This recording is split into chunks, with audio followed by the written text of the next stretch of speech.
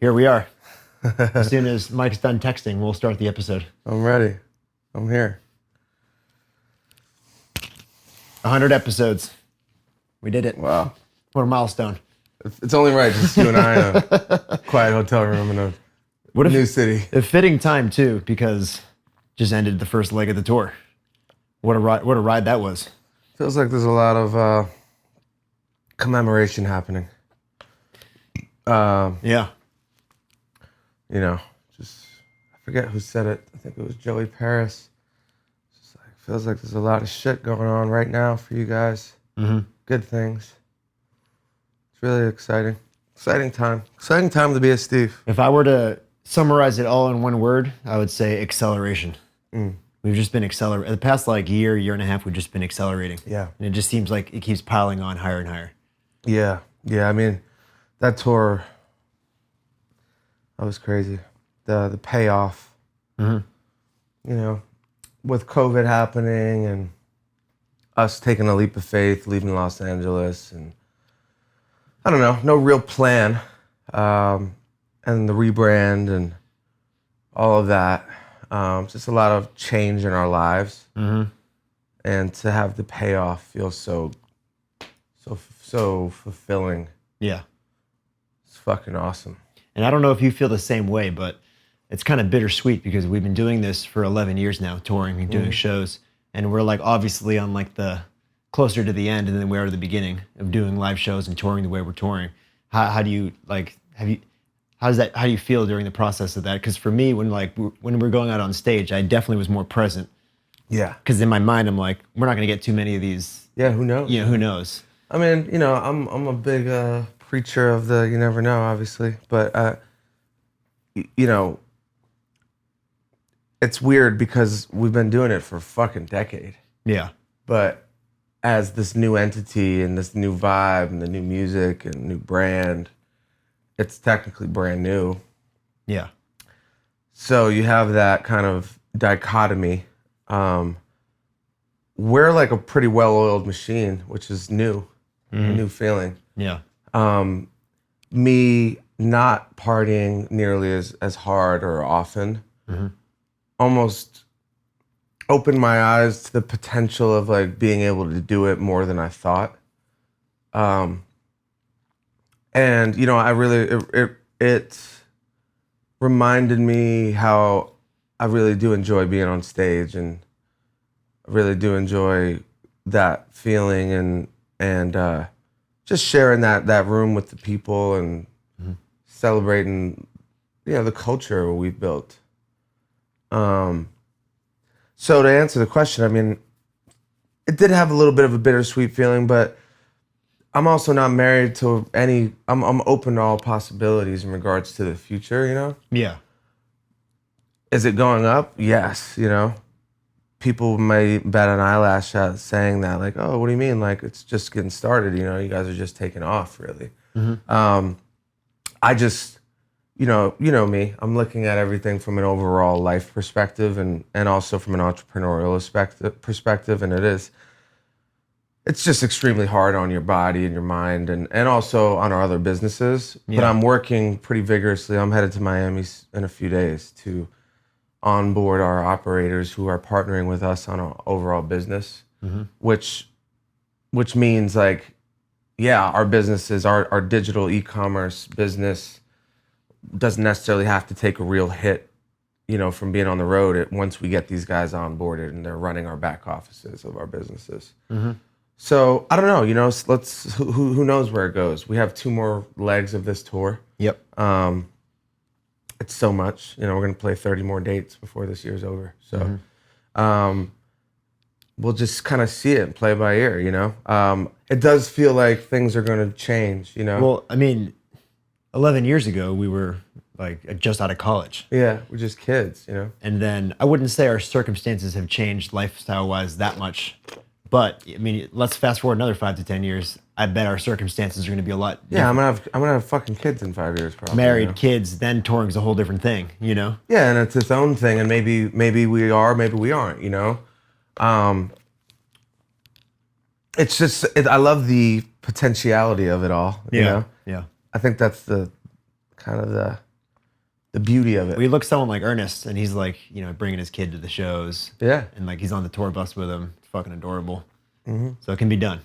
Yeah, it's definitely like the country guys are a great example. They do that for real. They have a whole family bus. Yeah. And then a production bus and then a crew bus. And so it just kind of depends on how we feel. Like, you know, that's the beautiful part. We're in the driver's seat. Like, we'll decide. We also have the young buck in skis just getting his feet wet. Yeah. Yep. And, you know, who knows what anyone's ties are to that in regards to touring. I mean, he's got a long journey ahead of him but we're obviously going to be kind of behind that. So we'll see. You know, it does have that feeling of there's not much of this vibe left being what it is. You know, just like a bunch of guys rocking and rolling together. But the skis tour, who knows? Yeah, the skis tour could just be... We were joking about like who's going to be on the skis tour. Who'll be like tour manager? It'll be you and Blue Up. Yeah, who's going to take the reins? Yeah. It'll just be 2011 all over again. Yeah. Forgetting to get paid at the end of the night. Yeah. All that fun. Losing the car keys. Losing the car keys, getting locked out of the fucking... Getting kicked out of the hotels. Yeah. You know, I don't know. It's I still need to reflect on it. I haven't reflected at all. I've been dead a little bit. We just finished tour 48 hours ago. Yeah. But special time. I feel like this is like kind of a moment in time for us, you know. And it's just meant. I'm proud. I'm proud. Like I want to reflect on it more. Very proud. Like the whole group's together. It's great. You know, like Fader and Versace and just the whole fucking band, you know? Yeah, and I wanted to touch on, it's funny, like, our dynamic on tour, because half the guys have been together since, you know, the end of time, and then the other half are just, like, strangers that are brand new. Get brought on. And it's funny, like, seeing, you know, like our crew with, like, the new crew kind of meshing together. And it really is like summer camp, where, like, the first week is kind of awkward, and, like, no one knows each other, and then by, like, a week later, everyone's boys, and, like, kind of all, like, gung-ho and camaraderie and everything. Yeah. Yeah. I think that's probably some of the best stuff that we do. Just, like, the openness and the family element to it all, and I think the fans feel like they're family, too. You know? A lot of these fans have seen the whole thing. Yeah. And it feels that way, you know? How do you feel about the new guys on this tour? They were great. Yeah, I thought they were awesome. They were great. Yeah, just to give perspective in context, I mean, we had a big crew, biggest crew we've had probably as far as positions. I mean, front of house, we had a sound guy for the first time. We had the LED wall engineer. We had a lighting guy. Fader was running playback, and that's just front of house. And we had David. And then we had our own merch guy who was incredible. Our own merch guy, a second shooter. So like we had a lot of new faces. Skis. And ski, of course. Who can forget skis? Oh man, but yeah, special time. It was great. So who's like, which guys aren't returning with us? I know the video wall guy. Him, Joey, yeah, and then Daniel's not coming back. He said the merch guy just has another gig he can't do on the second leg. So, you know, it is what it is. Like these guys have like schedules that get filled out. So their lives must be crazy because they just do this for a living. Like they're just always on the road, probably, right? Yeah, I mean, and they're coming off times where they weren't, like the pandemic. So right. I think they're a little more, rocking and rolling all the time. Yeah, I can't imagine that life where like you just hop on from gig to gig. Yeah, I mean, the merch guy is Chicago based, like that Aragon Ballroom was his home base. That's where and then he's on tour with Olivia Rodrigo. Nice. So I think he's going, I don't know if it's Olivia, he did Olivia before us. I think he's doing it again. Her merch stand was probably a little busier. Yeah. I mean, they're playing, she played the Aragon Ballroom 2 nights. Yeah. Which is that place is massive. I heard she did like 6 figures in merch in Chicago or something ridiculous. Yeah. That's crazy. So there was some pretty crazy highlights throughout these past 3 weeks. We can dive into a couple of them. I mean, we got to start with Syracuse. I don't think we've really like hashed. Arguably not a highlight. You know what I mean? Yeah. Like, you know, like last time we sat here and spoke to each other on a podcast, I was talking about how I almost died, and now I get to sit here and do it all over again. But it's I feel like we haven't really like talked about exactly what happened. I think we gotta go see a therapist for that. Yeah, no, I mean, fuck. Talk about you never know, man. Sheesh. We were. I remember talking to my girlfriend on the phone that day in Syracuse. Walking down the street, taking a walk. It was like 4 p.m. on a Monday or something like that. I think it was a Monday, and it was just. I used the word eerie. It's like eerily very like a ghost town on a Monday downtown city. Like no traffic. You could hear a pin drop in the city. Yeah, you didn't see people. It was insane. Yeah. I used the word eerie. I was like, "Is this an eerie place? Like it's just no one here." And shit, man, we were on a side street in Syracuse. I mean, like I said, no one around. In the middle of the night. When did this happen? This happened at 2 a.m. 2 a.m. Yeah. And yeah, I mean, from my perspective, I was on the bus at 1 a.m. With everyone, and I had the studio set up in the room, and I had some shit to do, and I was like, I don't want to do it, but I ended up catching a little second wind and went and worked on it. So I went in. I was one of the only people not on the bus. Yeah. I got a frantic call from Fader saying a deranged lady just drove an 18-wheeler into the side of the bus. Did you have to do like a second take when you? I was like, like what? I was like, yeah, I don't even know what I said. I was like, what do you mean? Oh man. But man, you know, fuck. It's. You say you never know, but sometimes you got to be reminded, I guess, of what you already know. Yeah, I mean, all these things are out of our control. Completely. You know, and it's. She thought we were. So she came up to my security. Shout out Phil. He was like, when I'm not on, you know, he doesn't get on the bus. Forgot really. about Phil. Oh yeah, I forgot about Phil. Our first armed security guard. Yeah, we had armed security on this tour for the first time. Who was like our cool dad the whole time. He's like in his 50s, but he's cool. Yeah, he's been with Conor McGregor for like years. Yeah. And he's just like kind of hangs out around outside the bus until we get going. And lady comes up to him and essentially was like, "Is there technology on that bus?" And he's like, "Well, you know, it's a musician. Yeah, we have some tech on there." She's like, "Fucking hackers, man. Like, you haven't heard about these identity thefts? Like, there's worldwide hackers in Syracuse right now." She's like, "I got an 18-wheeler." And he's just like, "All right, you know, like, get out of here. Get the fuck out of here." And granted, he's in New York, so he doesn't have a right to bear arms legally. Right. So he has his gun, but he can't shoot her. Right. Because, I mean, then it turns into a crime scene and he's getting arrested. Yep. So the lady retreats to an 18-wheeler in like the rear side of the parking lot, a big parking lot. Proceeded to just drive it directly into the side of our bus, trying to explode it. In her mind, I guess she had hijacked it from a local like milk company. It was filled with milk. It was a milk truck. It was a milk truck. We got bulldozed by a milk truck. And I mean, if she knew how to drive it, I think we'd be having a different conversation here, you know? Yeah. I was told it was going about like 15 miles an hour when it hit us.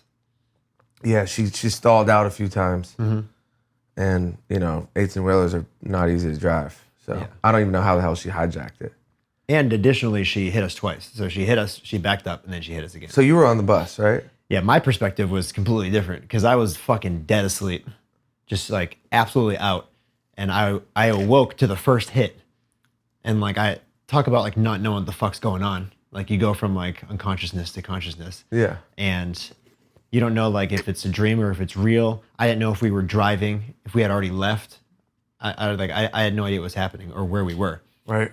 And all I heard was like 10 seconds later was someone screaming saying, "Everyone get off the bus." And everyone's just fucking running in a panic.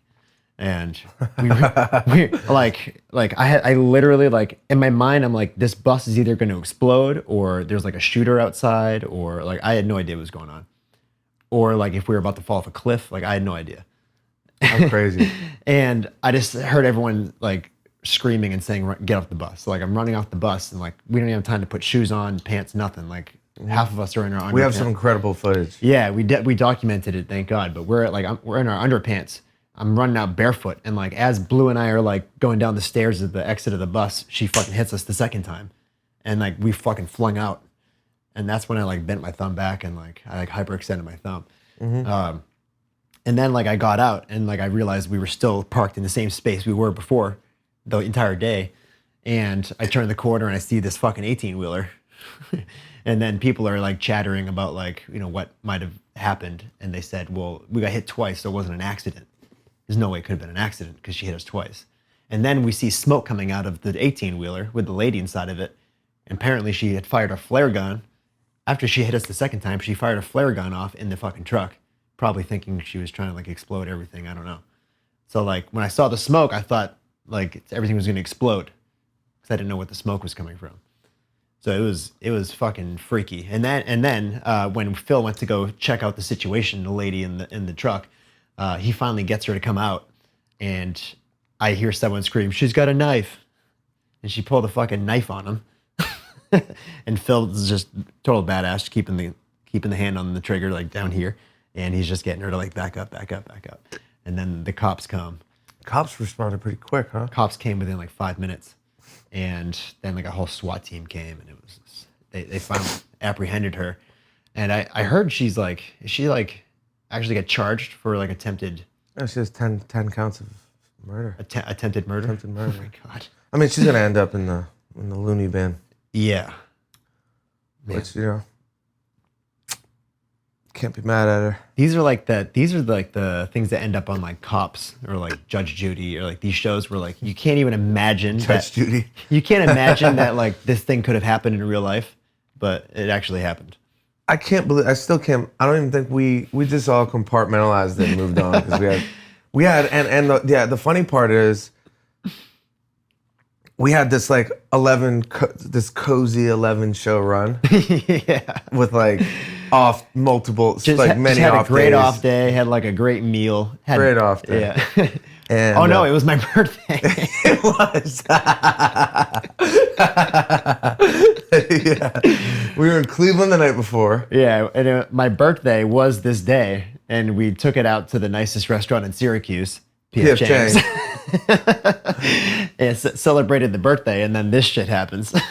Had some Shirley Temples, things, the vibes were high.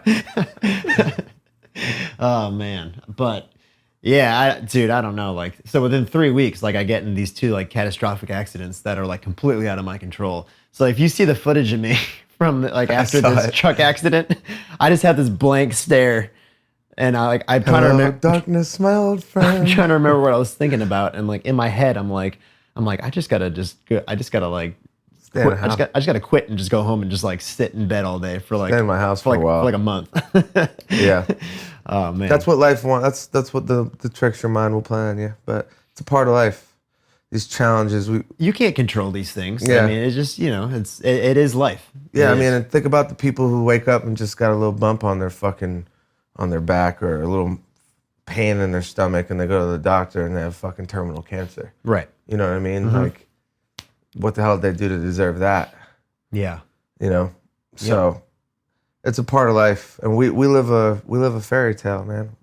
Mm-hmm. You know? Maybe these things are reminders, you know? Well, there is an equilibrium in life. So when things are going really well, you just yin and the yang, man. Yeah, you got to expect something to happen eventually. It's truly a yin and a yang. All the spiritual stuff that I'm into, all the greatest spiritual teachings talk about this the balance of the universe, all laws, the universal truth of the yin and the yang. Yeah. You know, the nothingness and everything, and how they need each other, and the dark and the light, and it's just part of it, you know? Yeah. So you just got to thank God you survive, you know? Some people don't get that. Yeah. Some people, you're just driving down the street and you get some guy loses control and you're dead, you know, like. Oh, I know. Yeah. My first accident, like it was a freak on accident, if that makes sense. Like it was freaky that I didn't get really injured, you know? Yeah, you got somebody. Maybe you got someone watching over you, Stevie. I don't know, I'm not going to question it. But anyway, so It's part of it, you know. yeah, that night was wild, and then we then went on to have some of our biggest shows ever. Yeah, so that so like I was just getting my feet wet. Like in the beginning, I hadn't been playing in 3 years, so we were only like 3 shows deep. we have all these new songs and this new level and this bigger crowds and bigger group and and my voice, everything. I'm getting used to it. I'm just getting into a sweet spot. Feel like we're just got everything firing on all cylinders. And then as this happens, I mean, it happened the night of us going on a 3-show run, Boston, New York, Right. Boston. The only challenge of this tour, like logistically. Where we needed to be the most rested. We needed to be rested, just be at our best. Yeah. Be efficient. I was taking like my rest schedule very seriously and stuff. And, it's that old saying, like, you make plans and God laughs. Yeah. Because that we were meant to be challenged. And then like on the flip side, like I'm thinking logistically, like, oh, like we're fucked. Like the bottom line of this tour is fucked because Well, we didn't know if we were going to be able to travel on that bus. yeah, like obviously I'm thinking, the bus was definitely damaged, but there was a fucking 18-wheeler on the side of it. We couldn't tell. Also, it was all dependent on the slide that comes out, right? And she hits right where the slide is, more or less. So the slide's damaged, and we're thinking you can't drive with the slide out. So now my wheels are turning. I know how hard it is to get a bus right now. Yeah. We couldn't get. It was hard to get a bus with 4 months advance. Never mind fucking 2 hours. So my wheels are spinning. I'm just thinking, all right, well, this whole thing's going to shit. Like, we're just gonna have to fly around and rough it. Yeah. And then somehow our hilarious old retired sheriff, cowboy driver Ron, who's very quickly developed a fan club on our tour, on our bus. We love Ron. Cool as a cucumber. Yeah. Just somehow got it. He's like, if this thing drives, I'm fucking driving it. And sure enough, like we got the slide in just enough so that we could drive. And we're thinking, all right, well maybe we could just get to Boston and we'll source some Sprinter vans and just figure it out. And turns out the bus She held up. Bus held up, man. It was just so fitting that Not My First Rodeo tour just limps into the next, limps into every city with a damaged bus, and Everyone's traumatized. everyone's just like literally has PTSD. Yeah. Yeah. And we went on to put on some of our, the best shows of our lives after that. Yeah. Well, you said this a few times when we did Chicago, which was one of our biggest shows, and then Dallas, which ended up being our biggest headlining show. I asked you how you felt about it, and you just said it felt normal, right? Is that what you said? What do you mean by that exactly? Yeah, I mean, it's not even to say, like, it's not like coming from a place of confidence. It's just more so like, I think there's a few factors. I mean, we've built it brick by brick, So I've done 500 fucking shows. Yeah. I played 500 shows. We all have, and I've put out 10 years of content and music. So it just felt right. If that, not maybe less normal and more just felt right. Felt fitting. I felt, this is how I felt about the music when I was making it.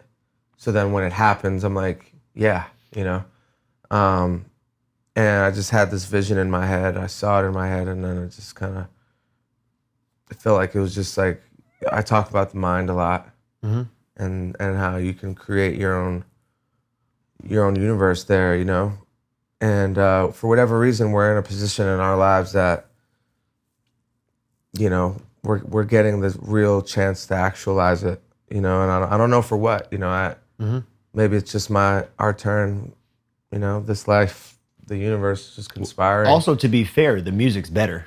Yeah. No, I'm saying even on like on a higher level, just like, I know people have visions in their mind and it doesn't come to fruition all the time. And I'm not here to say like, all you gotta do is think about it, it comes true, man. This is normal. But I think it all starts with you finding the sound and making the music. Yeah. And when you found the sound and you made the music, and the music ended up being better, and the whole sound is just like, it's just better. And then even still though, like, you do that, yes, right?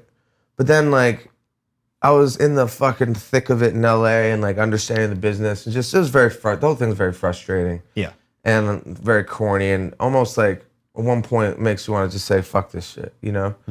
But I'm able to persevere those and turn the page on those feelings pretty quickly because like am I gonna pity myself because I don't like the music industry? Yeah. I mean we're doing something really cool. People would love to do what we're doing. So Yeah. you know, I say that to say like it's just dope to see it come to fruition. And there's another factor to it where like you make the music and you know it's better, but then there's that whole hoop to jump through. Like, how do you get this in front of more people? You know? Yeah. How to maybe the people just don't take to it the way you think. You can't control other people or what people want to hear in the world. You know? I think the cream rises to the top though at the end of the day. Yeah, my dad used to say that all And the time. it is hard when you're a new artist, you know, and you're starting from nothing. But someone like you who's, you know, been in the game we built it up for a lot. decade, it's like a lot of people already knew about you, and then you come out with like this incredible record, and then Yeah, but then you have that rebrand happening, and you have you know we did everything right, and like you know the way we attack social media, the way we do this podcast, like you're doing everything right. Yeah, you know, I felt this way for a long time. It's just dope, you know. This is our payoff, Yeah, and you know, the payoff is just the payoff's sweet when you do it your way, and that's what I'll say to anyone who wants to build something, you know, and sees what we're doing and likes it. Just know that like it takes a lot of hard work, but it takes a lot of self-belief, you know, and why I preach working on yourself so much, because you know we're in a field where it's like all about you need validation from others to do what we're doing. Like every ticket sale is an external validation of like you, someone else liking you. yeah, You know, and wanting to support you, wanting to be in the room with you, every T-shirt sale, every stream, you know? So you have to love yourself and love what you're doing for other people to love what you're doing. yeah, I truly feel that way. So that's why I think like, it's not a coincidence whatsoever where you saw me change who I am and become somebody who works on himself a lot and reflects a lot and is constantly trying to get better, because I had to fall in love with myself again, you know, like I had to fucking validate myself and then look at the external validation that followed, you know? yeah. Do you think that work on yourself translated to the success? You think you attracted this success? That's what I'm getting at. Yeah. That's what I'm getting at. I don't think that's a coincidence at all, you know? Not to say that every guy who has success is like doing that, you know, but I think in our circumstances when we're kind of willing it to happen, you know, we don't necessarily have any like outside forces working with us behind us in regards to the music industry, you know? Yeah. I do. I really do think I preach it. Like I detached from the results. I went inward, and then I got the external results I always coveted. You know, and I think that's probably the biggest takeaway. I think, and that would be my favorite takeaway to share with our listeners and just with the people that care about us. That, you know, I think in your own version, in your own universe, in your own, you know, life of what your goals are, I think that's probably the best takeaway you could take from our story, is just betting on yourself over and over again, you know, over and over again, and constantly checking, constantly looking at yourself, constantly look in the mirror, Evaluating. Yeah, get better. Look at the baby, you know. Yeah. Try to be better every day, you know, and that sounds super cliche, but it's at the core level, like that's kind of what we're doing, you know. Yeah, and when it becomes habitual, you start missing it. Like I told you, like when we're on tour, it's like I can't wait to get off tour just to start, you know, getting to the gym again, eating healthy again, start reading books again, going on walks again. Absolutely. You know, because you miss once you start making that a part of your life, and you that's miss it. That's a great reminder though, like because we've been away from touring for so long, and maybe that life, you know, granted, we lived like we were on tour a lot the last year and a half. You know, we partied a lot and traveled and we're changing scenery. So I had that tour feeling. Yeah. But, you know, it's a reminder when you're like, you might feel a little bored in that mundane state of like, it's a challenge to me internally, personally, when I'm like 3 weeks of like not drinking and not going and looking for a stranger to fucking give me some girl, you know, to like give me some kind of attention. Yeah.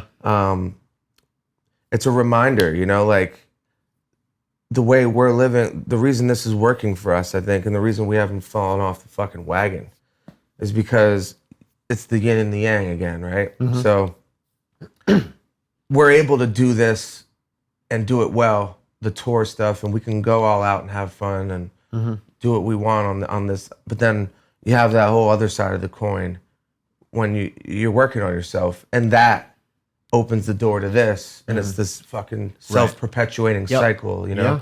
Yeah. And you don't, once your body starts feeling like shit and your mind starts feeling like shit, what the hell does it matter when you go on stage if you can't feel good?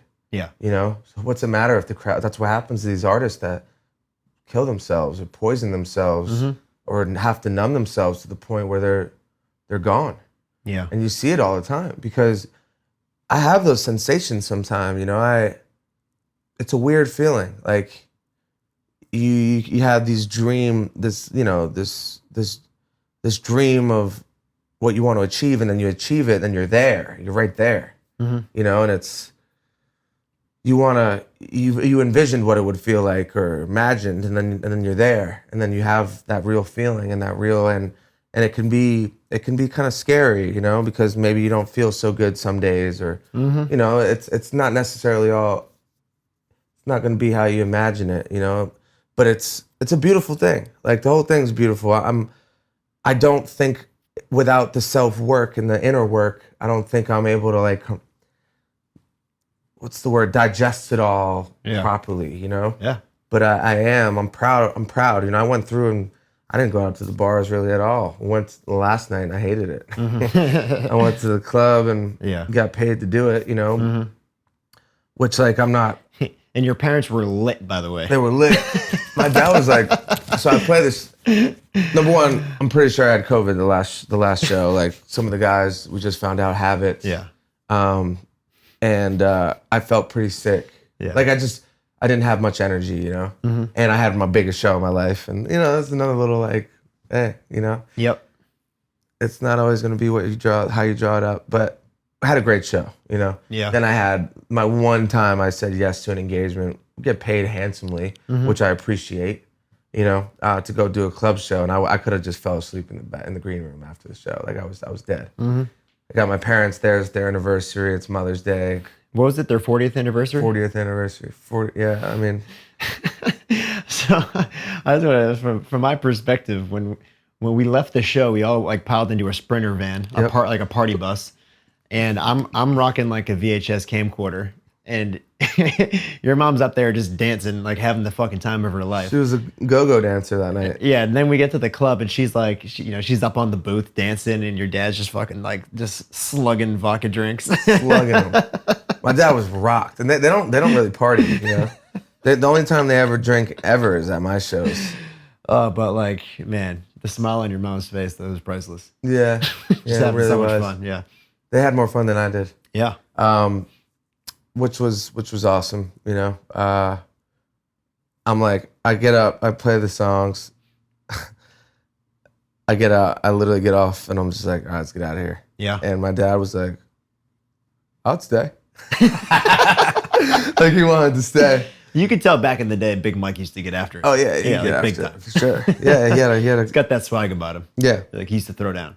He used to get after it for sure. So, they had a great time. Spent Mother's Day and their anniversary together here, and yeah, that's special. I'm actually gonna go. I could say it, 'cause I'm gonna go surprise them, and I'm gonna go home. I just haven't seen. I didn't get to see Brielle on tour. She didn't feel great when I was in Boston. That's right. Yeah. And I don't know. I just kind of had a realization yesterday, because I'm like dead. I'm pretty sure I was still sick. Mm-hmm. And I don't know. It's just like my parents. I get when I spend time with them, it's always like at my thing.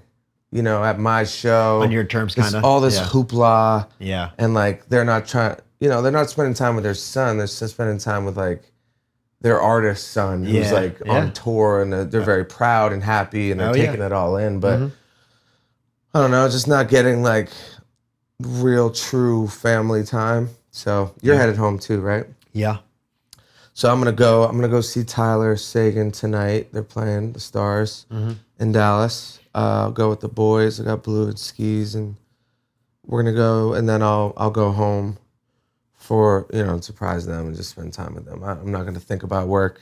Yeah. And then, you know, we'll restart our engines. You know, we're gonna, like I said, I go to Miami and get with our operators, and it's actually really exciting as a businessman. I feel like I might have the keys to the car finally, like for growth. Well, I think like a big part of it is letting go a little bit. You know, like when we're talking about having like a CEO for each of these branches and like having them run it. Yeah, a little piece of you has to kind of let go. And like, how do you feel about? It's funny you say that. Like, because I mean, you've always been someone that like likes to have your hand in all of it, and which is a good thing. Yeah.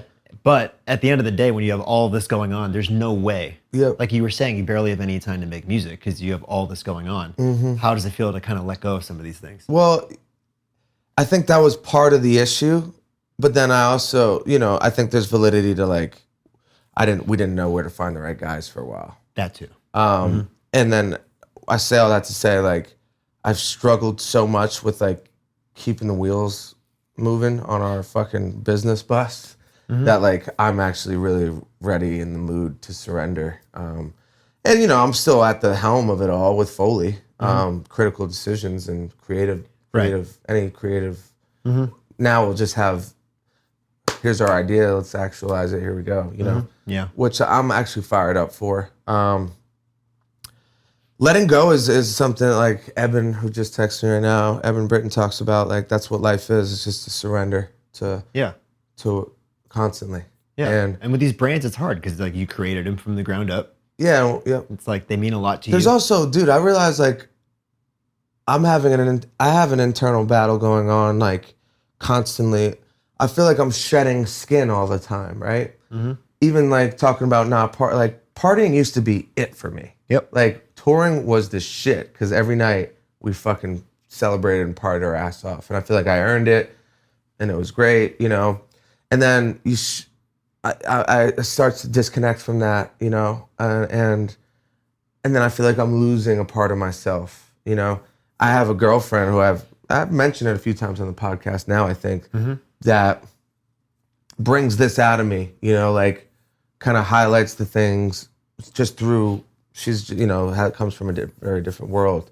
But like, we talk about this kind of stuff and it's cool, but it's almost like therapy. Like I'm thinking about it and I'm constantly surrendering and I'm then when I'm not doing well, it's because I'm not surrendering. I'm like trying to hold on to a piece of my identity, like my ego, like this is what I do. Yeah. You know what I mean? Like stop trying to change me. Yeah. You know what I mean? To myself even, like. Yeah. And you know, it's the awareness, the self-awareness talk we talk about all the time. It's a gift and a curse. You know, it's beautiful, and it will continue to, I think, make life the most fruitful it can be for yourself. But it's challenging, and it's shining a light on yourself. It can be painful sometimes. So you know, I'm constantly surrendering. And then like you talk about our age and you talk about our time and how much of this is left and this, what does it look like? It's just another reason to surrender, you know, another thing to surrender to. And our intentions are there. We're going to I'm going to keep pouring gas on the fire, you know, until it doesn't feel right to do that anymore. And I think we have our biggest sprint ahead of us right now, these next 2 years or so. I agree. That's where we're at, you know. But it's a great time to be us. Great time to be alive. You know, it's a lot of people work their ass off and don't get to necessarily relish in the rewards the way we are right now. Yeah. I think I know we're gonna look back at all this and just the best times of our life. You know, like so much adventure and It's fucking dope.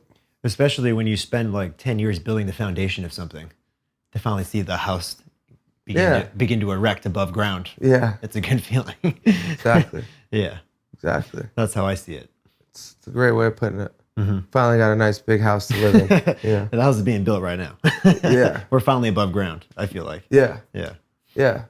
And yeah, you could argue we've had success for a long time, and in ways we have, but for y'all like to understand the finances of it all and like the ecosystem that we're building, and it's just like what it really takes to become truly like fruitful. Shit, man, it's a lot. It's a lot. Doing it this way, it's a fucking grind. But the grind is even the right way of putting it. It's the journey. We talk about this all the time. It's all just a journey, and the destination constantly changes and evolves. So yeah, who knows where it goes, man? I'm excited. We got a lot of resources being built right now that at our disposal, whether it's financially or network or opportunities coming in and investments and other ventures, and who knows where it goes, but it's just a great feeling to have the options and the potential to really take it to another level for ourselves, for our families, for our lives, going forward. Speaking of the journey, I mean, we're 100 episodes into the podcast. We started it in 2019, I believe, which is kind of wild to think about. Throughout all of it, I mean, it's, we can pat ourselves on the back because, I mean, especially at this level, 100 episodes and sticking with something every week for 2.5 years is incredible. What part of the past 2.5 years have you enjoyed in this whole process? Fuck, man. The podcast is so important to our overall feeling right now and our overall success. Yeah. The temperature with the fans. I mean, I just coming off tour is the perfect time to reflect on this because I mean, it's a music tour, but I have so many people saying like the podcast changed my life. It's funny because you're doing these not meet and greets, but like the VIPs before the show, you're doing the Q&As and you're up there like Gary Vee or like talking about spirituality and like, we just posted one of them on your TikTok about like you talking about like alone time and the importance of being alone. And like you said, it's a music tour. So it's just like, I mean, that's crazy. Do I think we go on a podcast tour? Yeah. Yeah. I'm interested in doing new things. That's what I've realized about myself. I love innovating. I think the podcast tour would be bigger than you think. I think so too. Like I think we'd be doing bigger rooms than you think. Yeah. Yeah. Yeah, and whatever it is, but like I'm realizing that I love innovation, and it's just on a personal level, like innovating myself, innovating our brand, innovating what we do. And if I was just one thing, I didn't have these other parallels, I don't know if any of this would be working the way it is, Yeah. It's all, the podcast is so special, it's so organic. I mean, I'm just so happy we did it. And I'm really happy we stuck with it. Because I think at one point we were kind of thinking it was just a time filler until the mic brand was launched. Yeah. And I've had some of my favorite conversations. It's truly been therapy for myself. And I think it's served as therapy for thousands and thousands of young people in their own way, however they digest it all and just maybe contemplate things they never contemplate. And what's better than positively impacting somebody? Yeah. That's why we're here. Yeah. Not like you and me, like all of us. People, yeah. That's why we're here. Yeah, people, like why, what's better than that, What are they that's how you make real fans and real connections. And yeah, you can make somebody dance and sing and that's cool.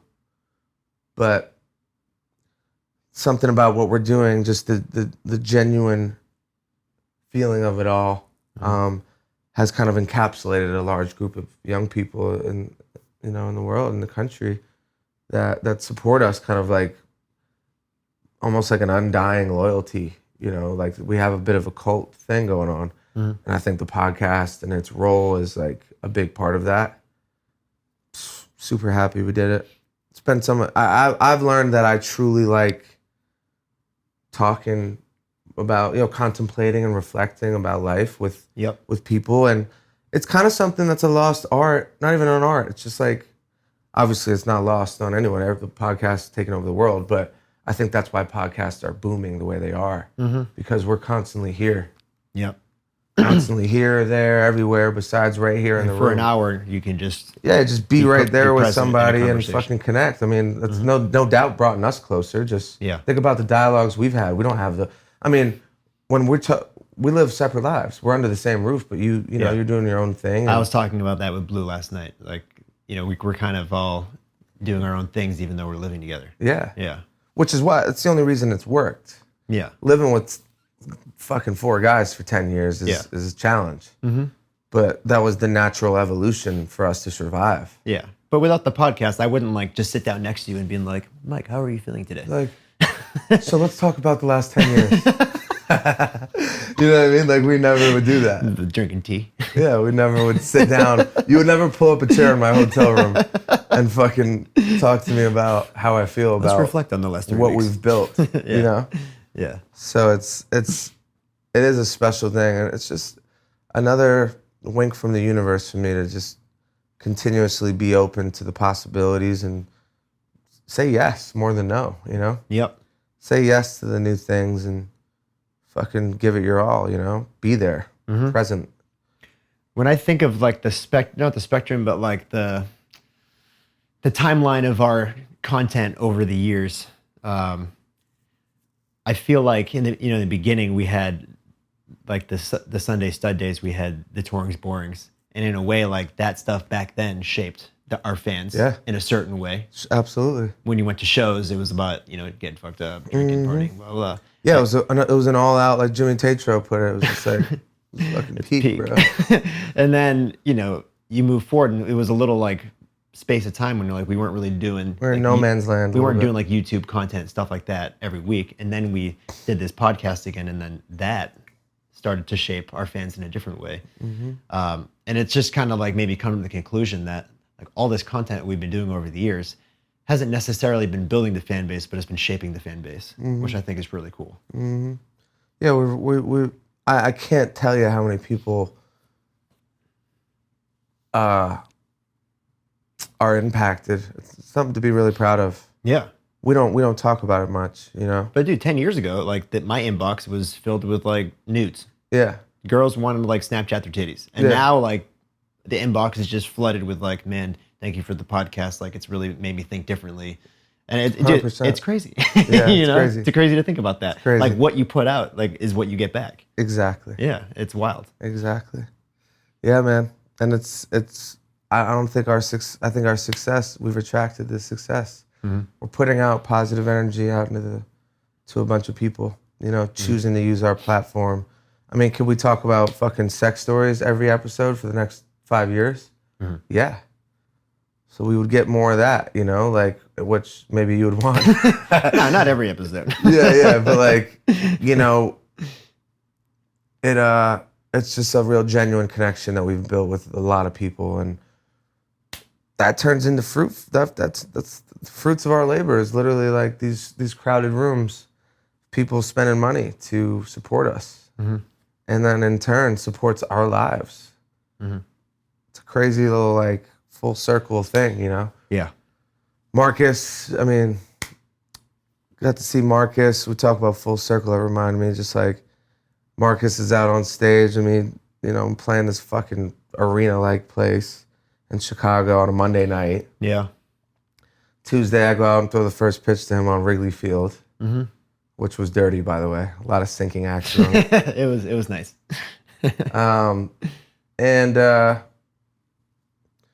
You know, can't take him for granted. No, dude, I feel the exact same way. I mean, especially the Chicago show, or even like any of them really. Like since I was 14 years old, loved to play guitar, and I loved to videotape. 14 years old, you'd catch me every day either playing guitar or shooting something on a video camera since I was 14 years old. And then you look at these shows, you know, you look out in front of 3,000 people, and what am I doing? I'm going out, I'm playing guitar, and then I go out, and then I start videotaping. So it's like I like talking about like the past couple of years, about like reflecting and reevaluating, and I start to actually like think about that when I'm out there. I literally wanted to pitch. I wanted to throw pitches in the big league field. And yeah, like my mom was just talking to me yesterday about it. She's like, you would go up into your room and write raps when you were like 10 years old. Yeah. And I just like kind of forgot about it because, I mean, Fader was beatboxing for me in 7th grade. Yeah. I had a talent show and I was rapping my own raps. Yeah. Not like singing another song. Mm-hmm. You know what I mean? Yeah. Now he's fucking my tour manager on like a 7-figure tour. Yeah. You know? Mm-hmm. And in the same breath going out and fucking throwing pitches on a big league field. It's Yeah. the whole thing's it's crazy, man.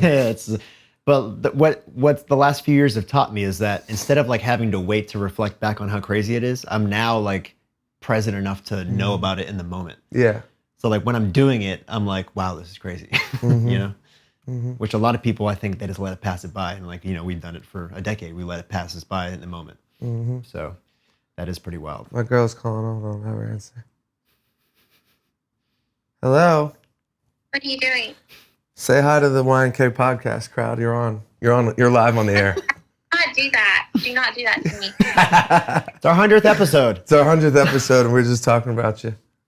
No, don't do that. I'll call it. How are you doing? Where you at? No, I'm telling you, I'm back because Allard has a meeting, but guess where we went? Where? Do you know that New York has a place called Serendipity that's famous for dessert? Oh, yeah. I know about that. Kilmer knows about it. I didn't. Why didn't you tell me? He doesn't know that's our thing. Serendipity is our thing. Like, dessert is my thing. And dessert. How was it? Amazing? Yes. Like, I mean, I've been here a lot, and, you know, Brittany lived here, but I never knew that it existed. And apparently everybody does. But I guess it's normal people. Normal people. All right, I'm going to call you right back. I'll be done in like 10 minutes. All right, bye. All right, bye. That was nice. Yeah, man.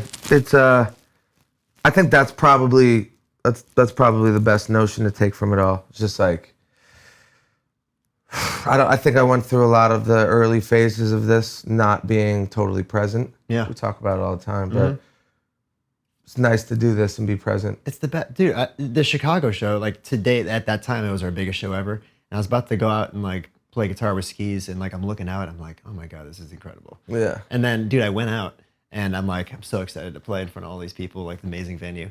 My fucking wireless cuts out, and my guitar doesn't even play. You're kidding. It doesn't even play. And like I'm like struggling and like to go plug it in and record and everything like midway through the song, and like at the end of it, didn't bother me one bit. Yeah. Like the old me would have ruined my whole week. You know, I would have been like, fuck, like of course this would happen. Like, but dude, it happened, and I just had the biggest smile on my face. I'm like, I don't give a shit. Like everyone's here having a fucking great time. Like it doesn't matter. Right. You know. Right. Like it's just. Yep. That was like a interesting moment for me, anyways, because I just know how the old me would have reacted. Yeah, I can relate. You know, the Dallas show. Yeah. Our biggest show. We had technical difficulties. Of course. Walking out, like my in-ear disconnects. Yeah. And then like the time coding's wrong for the first few songs, and then I'm also like literally mid-show, I'm thinking, God, I feel like shit, you know, and I never have those. I'm so present when I'm on stage. Yeah. And I'm like, I literally had a corrective thought. I was just like, just fucking, it's how it's supposed to be right now, you know, just fucking rise to the occasion, you know? Yeah. And yeah, I mean, it's talk about the power of the now. That's kind of the goal of it all, right? To actually exercise it and not fucking lose yourself in the moment, you know, too much. So great times to be a Steve, man. Where'd you get that hat? My dad gave me it. It says "Trust the universe." Yep. That's great. Yeah, my dad. I got my parents. Got him on the wave.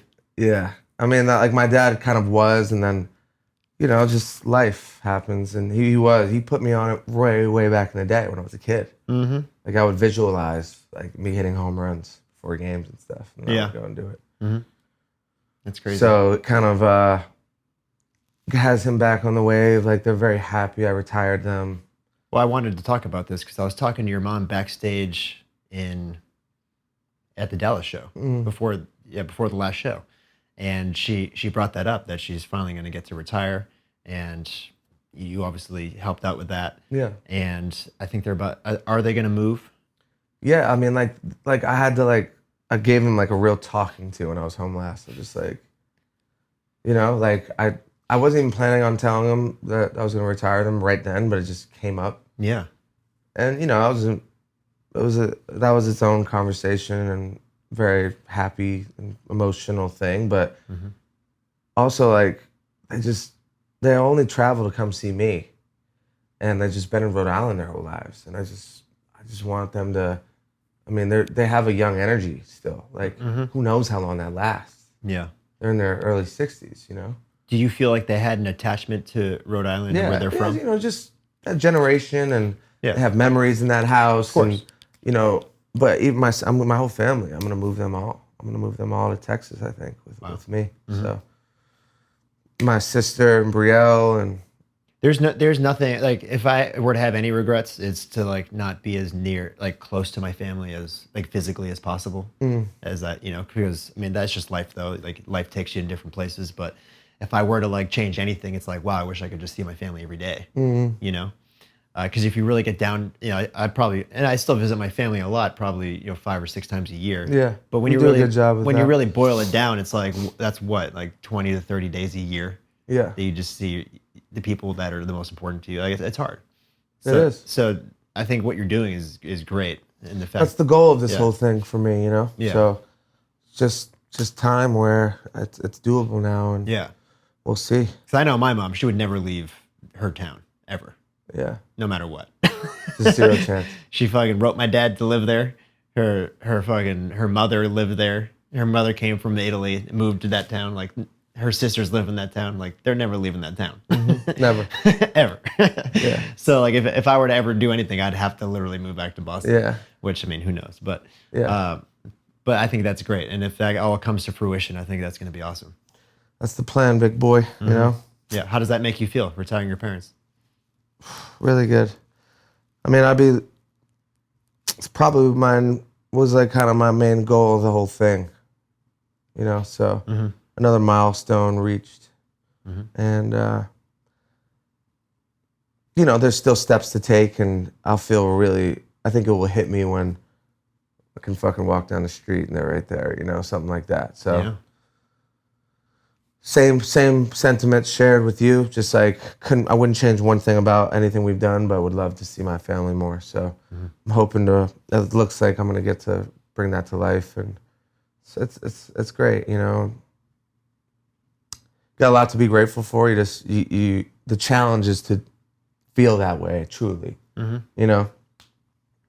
When you have bad days and shit, you just remember that and actually use that gratitude to lift you out of them, which I think I'm doing pretty good with. But I think there's a lot of work to do, and I'm excited to go back into inner work on myself. That was the caption I wrote yesterday. I posted like a kind of end of tour thank you, and I'm excited to go back into seclusion and work on myself every day and work on my craft again, and keep feeding the people what they want and shit that can help them and help us. And we're on the magic carpet ride still, Who knows when it ends? Yeah. But it's fucking ride till the wheels fall off, We can end on that. Let's end on that. Till the fucking wheels fall off. Cheers. Cheers. Getting emotional over here.